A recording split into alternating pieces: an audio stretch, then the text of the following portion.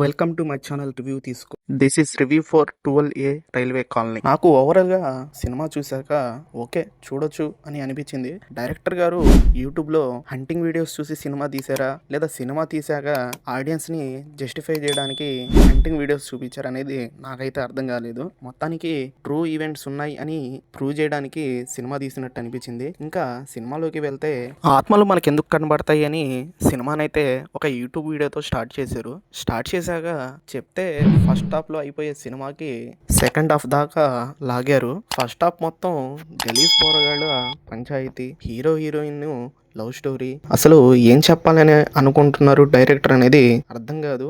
ఇంటర్వెల్కి ఒక షాక్ అయితే ఇస్తారు. సరే ఇప్పుడైనా కథలో డీప్ గా తీసుకెళ్తారు అని అనుకుంటే అది మన పొరపాటే అవుద్ది. మళ్ళీ అక్కడ కూడా అక్కడక్కడ ల్యాగ్ నైతే పెట్టారు.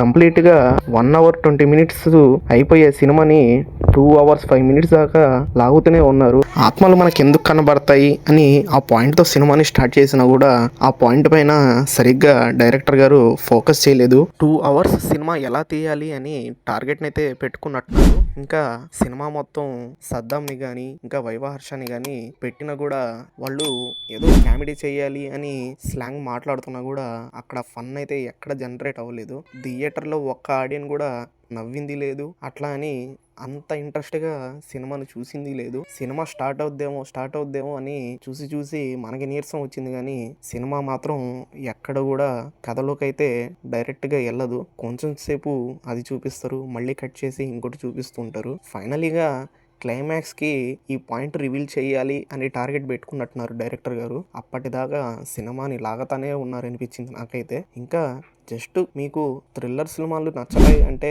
ఈ సినిమాని మీరు డెఫినెట్గా ఎంజాయ్ చేయొచ్చు. ఇంకా ఈ సినిమా రివ్యూ మీద మీ అభిప్రాయం ఏంటో కామెంట్లో చెప్పేయండి. మరిన్ని సినిమా రివ్యూస్ మా ఛానల్లో కంటిన్యూగా వస్తూనే ఉంటాయి. మా ఛానల్ని సబ్స్క్రైబ్ చేసుకోండి. Thank you for watching.